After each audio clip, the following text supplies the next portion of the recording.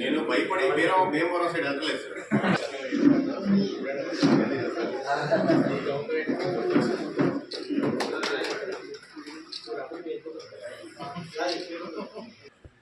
ఉన్న 11 కన్నా కనీసం పాలన ఓటేసి సామాన్య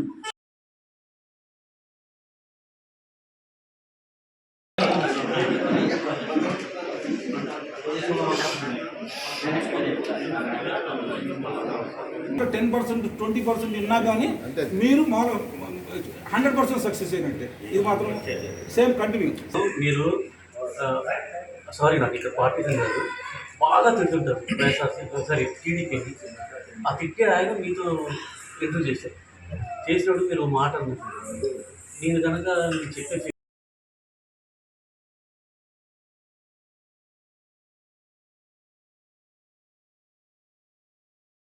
2024 అసెంబ్లీ ఎన్నికల్లో గెలిచిన అభ్యర్థులకి మరియు వారికి సంబంధించిన పార్టీ కార్యకర్తలకు నాయకులకు అందరికీ శుభాకాంక్షలు తెలియజేస్తున్నాము.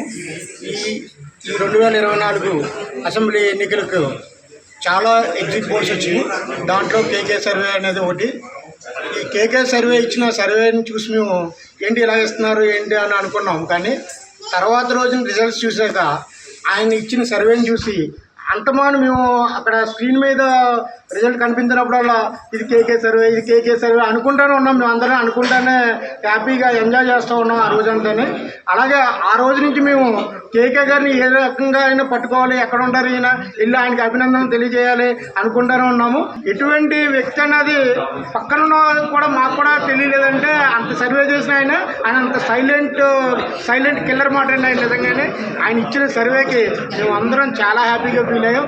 అలాగే ఆయనకి ఇంత మంచి వాస్తవమైన సర్వే, వాస్తవాలకి దగ్గరగా ఉండే సర్వేని చేసి ప్రజలకు అందించిన మా కొండేటి కిరణ్ గారికి మరొకసారి హృదయపూర్వక శుభాకాంక్షలు తెలియజేస్తున్నాము.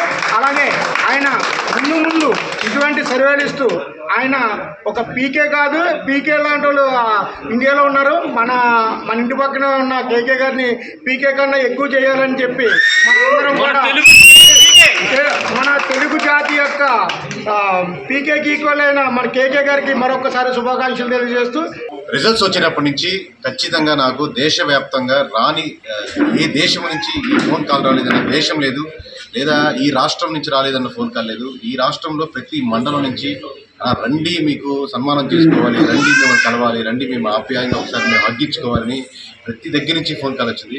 కాకపోతే నేను ఇక్కడ నివసిస్తున్నటువంటి మిదినా నగర్ కాలనీలో హైదరాబాద్లో ఉంటున్నాను కాబట్టి ఈ చుట్టుపక్కల పరిసర ప్రాంతాల్లో నుంచి ఎవరు కాల్ వచ్చినా రేపు పొద్దున మొహం కనపడినప్పుడు మరి వాళ్ళు మొహం చూపించలేం కాబట్టి కూడా బాధ్యతతో, అంటే భయంతో కూడిన బాధ్యతతో వచ్చాను. ఎందుకంటే కాలనీ చుట్టుపక్కల ఉంటాను కాబట్టి రేపు పొద్దున మొహం చూపించుకోవాలి కాబట్టి రేపు పొద్దున వీళ్ళ మద్దతు నాకు కావాలి కాబట్టి ఖచ్చితంగా.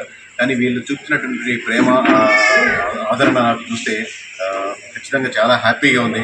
బట్ ఇది నేను ఏ పార్టీకో ఏ వ్యక్తికో లేదా ఫేవర్ చేయాలని చేసిన సర్వే కాదు కాబట్టి వీళ్ళంత ఆదరిస్తున్నారు. ఎందుకంటే ఒకరిని లేపాలని ఒకరు తగ్గించాలని కాదు. అటు ఏ పార్టీ గెలిచినా అటు ఏ పార్టీ ఓడినా రేపటికి కూడా ఇప్పటికి ఇలాగే ఉంటారని, మనం చెప్పినోడు గెలవాలా చెప్పనోడు ఓడాలా. సో ఇప్పటి వరకు ఏంటంటే అండి, మనం 2019లో కూడా 151 వచ్చినప్పుడు ఎవరూ నమ్మలేదు. వైఎస్ఆర్సీపీకి 151 ఎలా వస్తాయి, జగన్మోహన్ రెడ్డి గారికి ఎలా చూసి ఓట్లేస్తారన్నారు.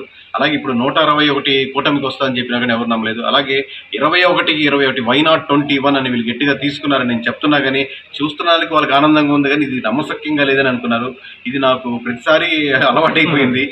నమ్మరు, తర్వాత రిజల్ట్స్ వచ్చాక ప్రశంసలతో ముంచేస్తారని. ఆబ్వియస్గా ప్రతి ఒక్క ఇన్ఫర్మేషను లోపల మనం వాడుతున్న డేటా సైన్స్ కానీ, నాకు ఇస్తున్నటువంటి సైకోసెలెక్షన్ ఇన్ఫర్మేషన్ కానీ, లేదా ఇనిషియల్గా మనం చేస్తున్న సర్వే కానీ, లేదా అవుట్సోర్సింగ్ ఇస్తున్న ఇన్ఫర్మేషన్ కానీ ఎన్ని క్రోడీకరించి ఒక లైన్లో ఈ ప్రతి విలేజ్ కరెక్ట్గా ఉందని వెరిఫై చేసి అవతల సర్వే టీంలు ఏం చెప్తున్నాయో మనం ఎక్కించుకోకుండా మన పని మనం చేసుకుంటూ పోతుంటే ఈ రిజల్ట్స్ వస్తుందండి. సో అందుకు గాను ఇంత ఆదరాభిమానాలు దొరుకుతున్నాయి. Thank you very much.